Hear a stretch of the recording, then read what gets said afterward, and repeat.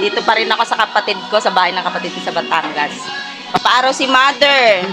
Mother, ano masasabi mo? Batiin mo yung mga kaibigan ko sa Whitey World. Merry Christmas! Merry Christmas! Oh. Mga kaibigan ni Myla. Nilagyan ng mukha. Oh, 'di ba yung sound sayaan mo nang ma-CPR tayo kasi may may pamaskong tugtugin. Mother ko, ano siya? 88, mag-87 mama, 87 ka na tong sa June. Ayan, 87 na siya. Dati kasi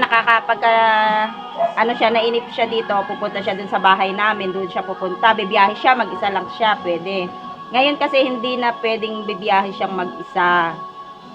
Hindi na niya kaya, gawa ng na siya maglakad. Pag-uwi niyo, kasama ako. Oo, si mama nangungulit. Gusto niya talaga sumama sa amin, oh. Hindi pa pwede. Sa susunod na uuwi na ako. Kundi bukas, 27, uuwi na ako.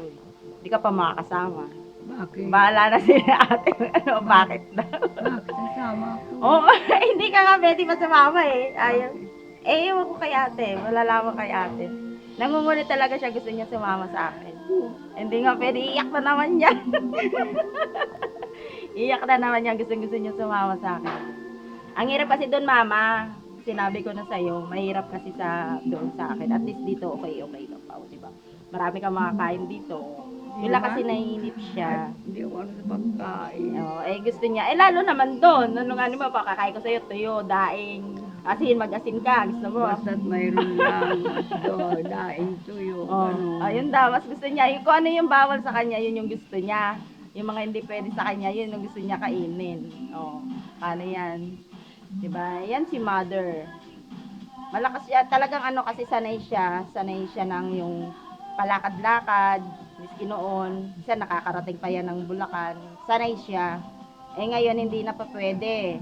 Siyempre, yung edad niya, tapos nagkaroon pa siya, yung diabetes. Mahina na talaga. Yung pakiramdam niya, na akala niya, napakalakas niya pa. Yung sa sarili niya na napakalakas niya, na kaya-kaya niya pa. Pero hindi niya alam, yung sarili talagang wala na, mahina na talaga yung paglalakad niya. Yan, ganun siya. Ayan, nangungulit na naman siya, gusto niya sumama sa akin. Doon sa Laguna, mas mahirap kasi doon. Nakita niyo yung mga halaman. Alam niyo naman ang Darna niyo, very poor lang. 'Di ba nangangalakal lang tayo, hindi kagaya. Mayla, di ba na mayroon akong tinanim na ganyan? Oo, meron, mataas na. Pinutol. Kaya lang hindi ko siya kinakadis si ate, tinanggal niya yung mga tinik-tinik, ako hindi ko tinanggal. Yung mga marami na yun nasanga. Wala. Meron doon, tapos yung hiningi ko kay ating halaman na yung malalapad. Ewan ko, kasi ng pusa. Ay, yun na isa. Hindi ko pa nga nasikaso ngayon. Pero marami pang halaman doon. Maganda yun yung butterfly, Kasi magbibitbit na naman ako. Wala na nga, di ba? Gawa ng panay ulan. Siyempre, nasa labas Iba nga, pinapasok ko na lang. So, ayun lang, guys. Pinakilala ko lang sa inyo yung aking mother. Ayan, again. Merry Christmas to all of you. Ayan, shout out tayo. Shout out sa Whitey Team Whitey Friends. Ulitin ko, ayan, sila Sir Neil Pagong, Neil Media TV, RC Vlog 23, Sir D. Adams Vlog, Big Pinero ba o Pereno? Nalilito ako, nababaliktad yung ayan. Kaya si Amial the Deaf Seller, Marjay Vlog 23, Bokchoy TV,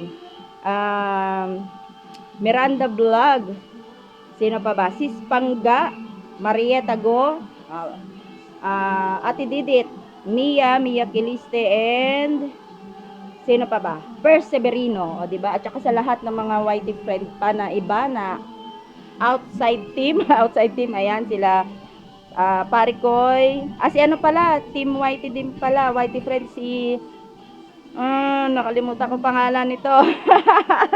Ting Wonders. Ayun, si Sting. Ayan, shout out po sa inyong lahat. Ayan, sino pa? Si Junri Cabia, Jingji Vlog, sino pa? Marami pa. Ayan, yung mga laging nakasupport sa akin. Si Jardim, si Tots TV, maraming salamat. Yung aking member na si Fines Channel, shout out. Edit. Hindi, pwede naman, pasyal doon. Ayan, sino pa ba?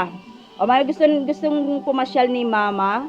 Papasyal daw kami doon sa kaibigan niya. So, pupuntahan muna namin. O, di ba, nagpa-shoutout ako. Yung sa mga hindi ko pa nabanggit, ayan, shoutout po sa inyong lahat at maraming salamat sa always na pag-support. Kahit na hindi ako masyadong nagla-live, ayan, hindi ako masyadong nakaka-stay sa mga live nyo. Silip-silip lang, alam nyo naman. Ayun, sige. So, abangan nyo ulit yung iba ko pang vlog kasi gagala pa ako dito habang nandito pa sa Batangas. So, yun muna. Mamaya naman ulit or tomorrow ulit. Bye-bye! Diba? Magbibideo kami dalawa. Nasama ko siya, naglalakad siya. Ditungkod na siya ngayon. Dati, pumapasyal niya, wala pang tungkod. Ngayon, ditungkod na siya.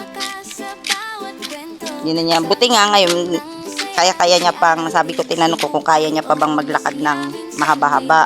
Kasi, nagwi-wheelchair nito eh. Madali siyang mapagod. Eh, sabi ko, nandito ko kailangan maglakad siya. Hindi pwedeng laging upo. Sarado pinto. Pag sarado yan, nandyan yan o wala? Nandiyan. O, di tara, tanongin natin. Ha? Nandiyan, anak ko. Nandiyan po. Asan? O, di na tayo tutuloy. Tutuloy ka pa. O, tara. Kahit mainit. Sabi ko kanina, kasi anong oras na dito? Alas 9. Dapat kaninang umaga. O. O, di tara pa siya. Kasi hindi siya nakakalabas masyado. Eh ngayon nandito ako, sabi ko kailangan maglakad-lakad siya. Hindi pwedeng upo lang. Hindi yung pares kami, pag nasa bahay ako, lagi din ako nakaupo, nakahiga. Kasi nga hindi ako naglalabas ng bahay. Kasi kami dalawa ngayon dito, labas kami. Kahit matindi init, o, diba? Baligtad. Kaya lang matindi init, saka kami naglalakad. Tapos tong mother ko, walang ginawa yan. Parang ako yan, si bungis-ngis lang yan. Tatawa yan. Pagka umalis kami, iyak na naman yan. Mama ko parang ako, mabilis tumawa, mabilis umiyak. Yan.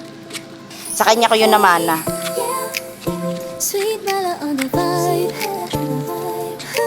Malalaglag din sa salamin ko, Mama. Para na ako si Lola Basha.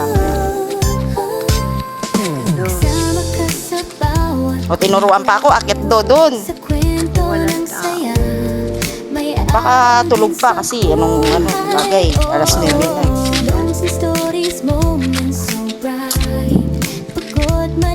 Baka wala nga, malay mo. Saan ba? Lakad.